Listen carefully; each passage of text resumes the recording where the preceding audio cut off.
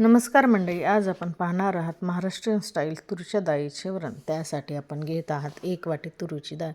ती स्वच्छ पाण्याने धुवून घेऊन मध्ये तुम्ही अर्धा किंवा 1 टोमॅटो टाकला तरी चालेल। माझ्याकडे इथे विसरला आहे क्लिप घ्यायची।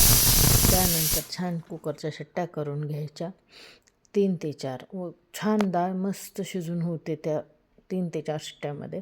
आणि त्यासाठी तुम्ही फिल्टरचं पाणी वापरलं तर डाळ लवकर आणखीन शिजेल। डाळ छान शिजलेली आहे आपली, आपण ती आता हटून घेऊयात। डाळ मस्तपैकी हटल्यानंतर त्यामध्ये आपण गरम पाणी ओतून ठेवून देऊयात साईडला व साईड बाय साईड आपण फोडणी करून घेऊयात। फोडणीसाठी लागणारं साहित्य तेल, जिरे, मोहरी, हळद, तिखट, लसूण, कढीपत्ता, कोथिंबीर, टोमॅटो। प्रथम आपण गॅस चालू करूयात व त्यात तेल ओतूयात। तेल छान गरम झाल्यानंतर त्यात आपण मोहरी, जिरे, लसूण, कोथिंबीर, कढीपत्ता टाकून छान ते तळून घेऊयात। ते छान तळल्यानंतर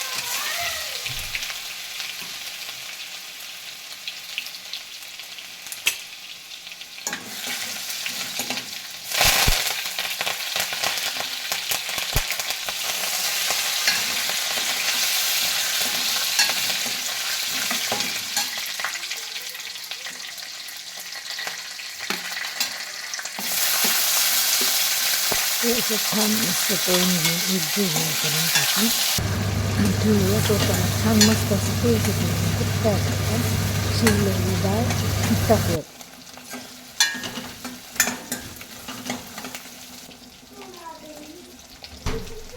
मीठ टाकायला विसरायचे नाही, मिठाशिवाय अन्नाला चव येत नाही। मीठ टाकल्यानंतर टोमॅटो लवकर शिजून जातो, त्याच्यामुळे मीठ टाकलेलं आहे। त्यानंतर हळद आणि तिखट टाकून छान असं परतून घेतलेलं आहे। मध्येच केदारची लुडबुड आहे, मी करू काही।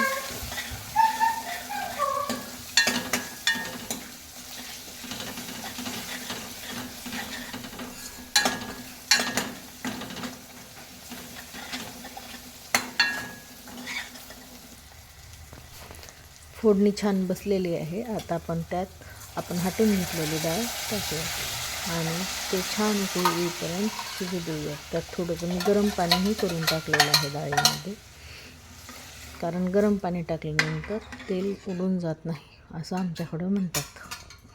त्यामुळे छान असं वरण भात तुम्ही खाऊ शकता। त्याचबरोबर भाकरीसोबत आणि चपातीसोबत पण एक नंबर लागतं।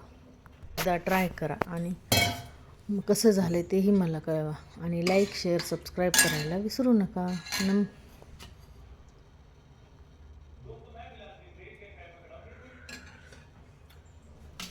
हे आहे आपलं महाराष्ट्रातील मराठवाडा स्टाईल गरमागरम वरण। नक्की ट्राय करा। बाय।